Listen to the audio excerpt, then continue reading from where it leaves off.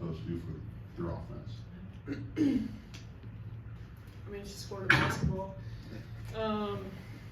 You know, I think we talked about it a little bit at halftime, and obviously they played against Indiana, and I don't know that they played it as well as they did against us because they've been 100% man-to-man.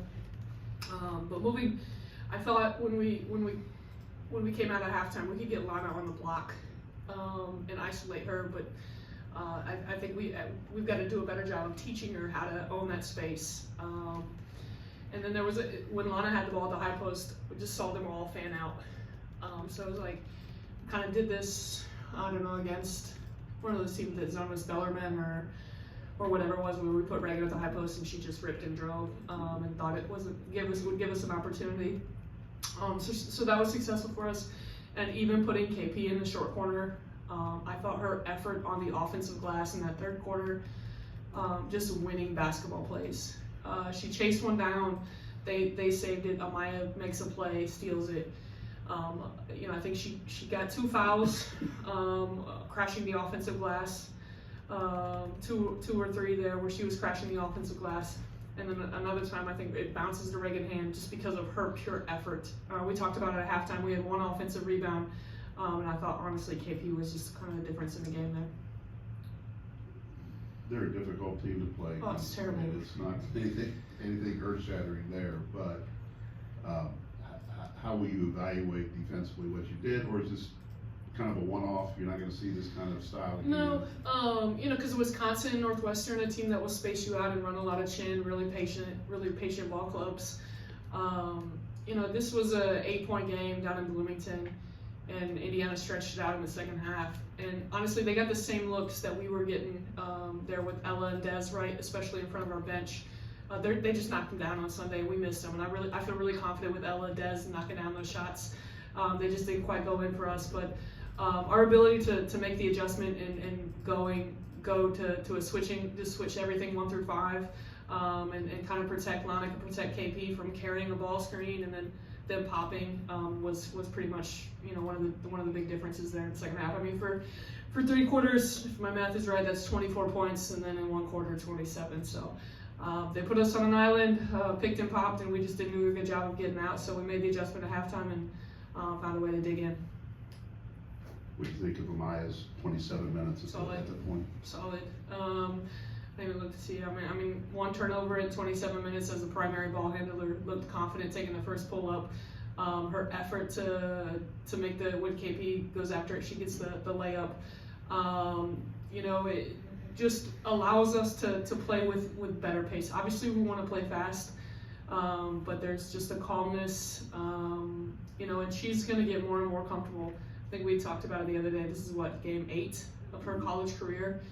And Maine's a ball club that, you know, is going to fight for the America East, and you know they won it last year, and they're gonna be really good in their league. And you know, our job is to make sure she gets healthy. And I mean, she's got 15 best, you know, plus minus. She's got 15. That's the highest in our ball club.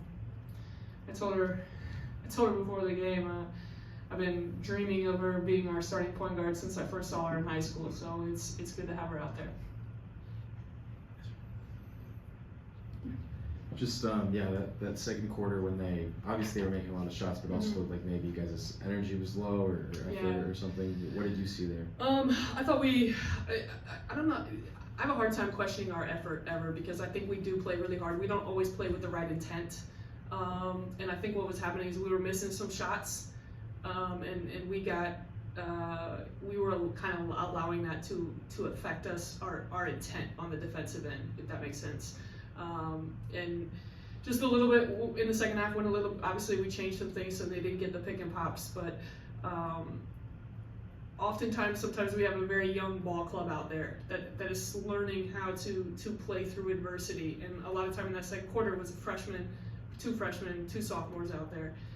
In the second half we just went a little bit more mature, trying to make sure our lineups were right, so we were getting, if we weren't making the shots, we had the experience. Or if we're making the shots, we had the experience to get it done on the other end of the floor. Yeah, I mean, it just seemed like Destiny and Reagan kind of took over there. Did you tell them anything, or is that something that they just kind of went out there and did their thing? No, just go out there. Obviously, Des scored the basketball or rebounded the basketball. You know, we talked about it. Just thought our guards were going to have to lead us in defensive rebounding, and she flew in there. Ella's calmness on both ends of the floor, and then Reagan just scoring the basketball. You know, we're going to lean a lot on those three to get us through some really tough moments, and I think everybody on our ball club really looks at those guys and just understands that they've had the experience and they're ready to step up for us. What were you feeling emotionally at halftime? Pissed. 9-0 run. Just Terrible, pissed. We talked about it at halftime. We should have gone to switching ball screen stuff a little bit earlier. But really frustrated with some of our decision making. We had fouls to give, made the call to give the foul. We don't give it. They get a 3 going into half. I think we're running a set play and trying to get the last one. Doesn't happen. Just poor decisions that we'll continue to show them and try to keep learning from real game situations. But yeah, I was pretty pissed. What did it mean to be able to gut this one out and find a win in the second half today? Yeah, just defensively, we finished possessions. They like that's the score they want, right? They want the score in that number. And I thought we got better looks. You know, 5 for 20. You know, Des shoots 40% from the 3 and goes 0 for 5. I like her taking shots. I like Ella taking shots.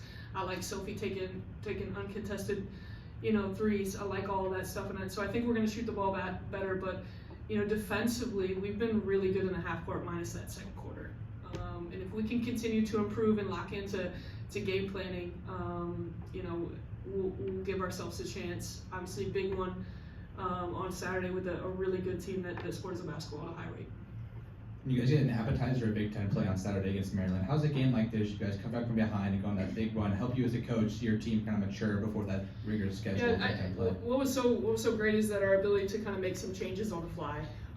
You know, the switching defenses, we never really have put our posts in situations where they would have to guard on the perimeter like that. Where there was a handoff or a dribble at or a ball screen. Their ability to kind of absorb switches and contest and keep people in front of them and out of the paint. And then offensively, we're just steadily drawing things up at halftime, trying to get us, you know, we don't really have a 1-3-1 zone offense, but we were able to make an adjustment. We got Reagan a 3 in front of us off of a simple man-to-man set that we like to run, but our ability to do that and take it from a timeout and translate it onto the court was really promising.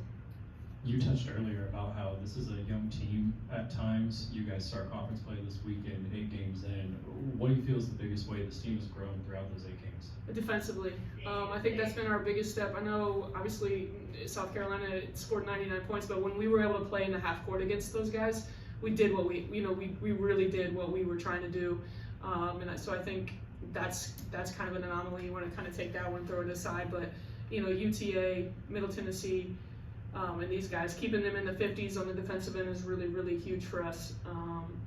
So that's been our biggest growth. Obviously, the Big Ten play, the competition is different and the level is higher. But if we can stay locked into that, we'll give ourselves a chance. Thanks. Thanks, guys.